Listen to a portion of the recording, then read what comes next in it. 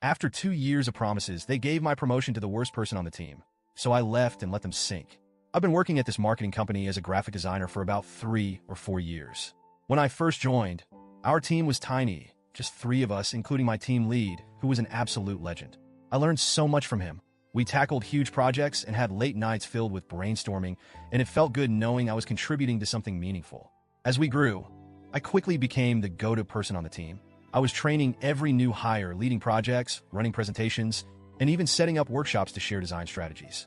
I was handling responsibilities that went beyond my role, thinking it would eventually lead to a promotion. Then, my team lead left and all those responsibilities just got dumped on me. We didn't get a replacement for over a year. I saw it as an opportunity to show that I was ready for a senior role. When my annual review rolled around, my manager was all, "You're on track. Just keep it up, and a promotion will be in your future." I kept working late, juggling more projects, and giving everything I had. But then, I found out that the company had decided to promote someone else, a newer hire, Jane. She had the social media influencer persona.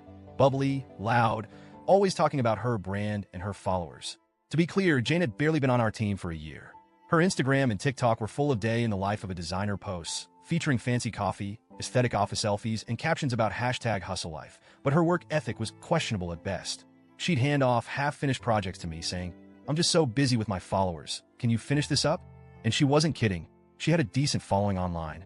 Her content was all about her corporate journey, but she spent more time curating her social feed than doing actual design work.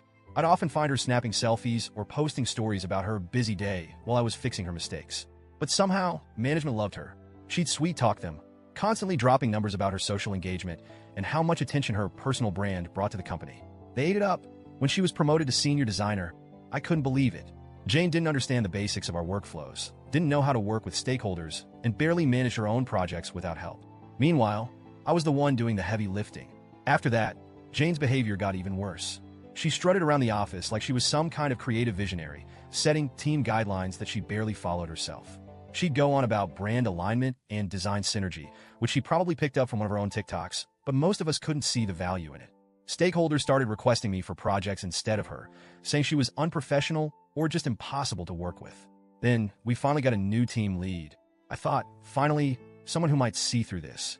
I put together a portfolio of everything I'd been handling: projects, trainings, client feedback, the whole package. I walked him through everything, and he was genuinely impressed. He told me I was an asset to the team and that my contributions were obvious. I started to feel hopeful, but of course that didn't last. Jane took on a high-profile project and completely bombed it. Somehow, her mess ended up affecting me too, since I had to step in and fix it. When she realized I had corrected her work, she stormed into the office and confronted me. She actually yelled, saying I'd embarrassed her in front of the client. I kept my cool and explained that I was just following the guidelines that she'd ignored. Our team lead intervened and admitted I was right, but he seemed too intimidated by her to really call her out. After all, she had influence. She could drag him on social media if she wanted to. Then my next annual review came up, and I still had a shred of hope that they'd recognize my work. Instead, my team lead gave me an average rating and told me to be more visible in the office like Jane. He literally said I should emulate her social presence to grow my personal brand. I couldn't believe it. I was the one holding everything together, training everyone, cleaning up her mistakes, and he wanted me to be more like her? I looked him straight in the eye and told him that if he thought she was senior material, he could let her do the work. I was done picking up the slack. He started backtracking, saying they could consider a promotion for me in 6 months instead of a year, but it was too late. 2 weeks later, I accepted a better offer from a company that appreciated my skills. When I handed in my resignation, my manager looked like he'd seen a ghost. He asked me, "What can we do to keep you?" I didn't hold back. I told him I'd given this company everything and had been treated like I was invisible. The best part? Once I decided to leave, I wasn't about to spend my last 2 weeks doing senior tasks. No more training, no more saving her half-baked projects, no more documenting the systems I'd built. About 60% of our processes were things I'd set up myself, and I knew they'd be in chaos once I left. The manager must have realized it too, because he kept coming to my desk, asking me to just write down a few guidelines. Every time, I'd remind him that he'd chosen not to promote me, so my expertise wasn't his to ask for.